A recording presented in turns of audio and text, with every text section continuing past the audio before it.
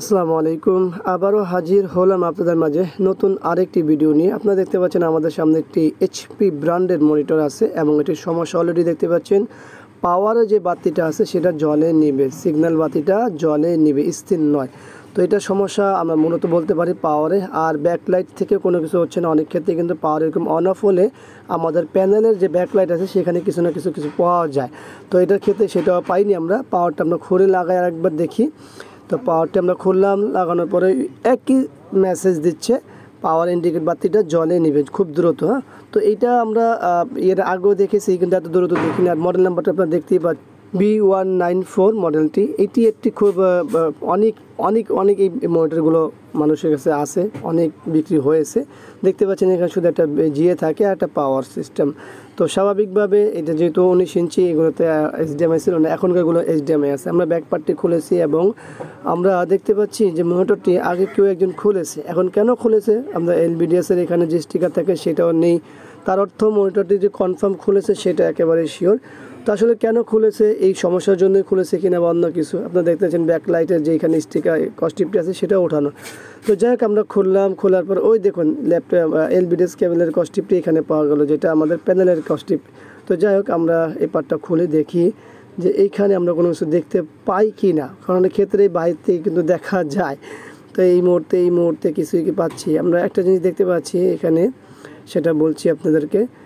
আমাদের এইটা হলো ইনভার্টার সেকশনের কিছু পাওয়ার সেকশনে আমরা অপটিক কাপলারে ওইখানে কিছু একটা দেখতে পাচ্ছি মরিচা। তো অপটিক কাপলার সহ অনেক আরও একটা জিনিস আছে যেটা মরিচা পড়েছে। তো আমরা কার্ডটি খুলে নিলাম ভালো করে দেখার জন্য, কারণ কাজ করতে হলে খুলতে হবে, দেখতে হবে, এরপরে কাজ করতে হবে।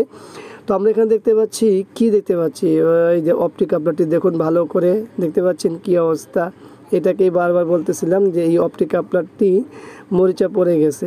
তো এটা কী কারণ হয় এখন পর্যন্ত আমরা বলতে পারবো না, কারণ হচ্ছে কারণই তো পাই না। কারণ এর ব্যবহার যারা করে তারা জানে যে আসলে এই মনিটরটা কোথায় ব্যবহার হয়েছে, তারা হয়তো কারণ বের করতে পারে। বাট আমরা টেকনিশিয়ান হিসেবে সমস্যা বের করে সমাধান করতে পারি, বাট এটা কেন হয়েছে, কী কারণ হয়েছে সেটা তো আমাদের পক্ষে সম্ভব না। তো আমরা এখন অপটিক কাপলারটি পরিবর্তন করব, তারপরে দেখব যে আমাদের মূল কাজ হয় কিনা। তো আমাদের সঙ্গে থাকুন, দেখতে থাকুন।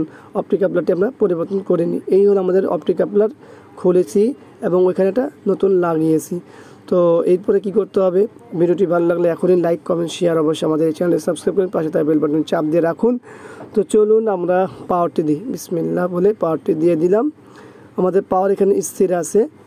এখন আমাদের কি অবস্থা, ব্যাকলাইটগুলো সব কিছু কানেকশন করলে তারপরে বোঝা যেত।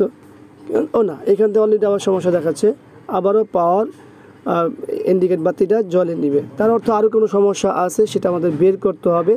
তো এটা যেহেতু এখন সময় লাগবে, আমরা বের করে আমাদের সমাধানকে আমরা বলে দিব যে আমরা সমাধান করতে পারছি কিনা। তো আমাদের এই হলো মনিটরটি, আমরা ফিটিং করেছি, চালাচ্ছি, আমাদের মূল কাজটি হয়ে গেছে। তো যারা টেকনিশিয়ান আছেন তারা অপটিক কাপলার পরিবর্তন করার পরেও যদি এরকম সমস্যা হয়, সেক্ষেত্রে আপনাদের বের করতে হবে যে কোথা থেকে হয়েছে, কিভাবে হয়েছে, সে বিষয়গুলো বের করে সমাধান যেতে হবে। তো ইনশাল্লাহ হয়ে যাবে, হবে না বিষয়টা এরকম না। ভিডিওটি ভালো লাগলে লাইক কমেন্ট শেয়ার অবশ্যই আমাদের চ্যানেল সাবস্ক্রাইব করবেন, পাশে থাকা বেল বাটন চাপ দিয়ে রাখবেন। আবারও দেখাবেন ইনশাল্লাহ অন্য কোনো বিষয় নিয়ে। আসলে আমাদের এখানে বিদায়, আল্লাহ হাফেজ।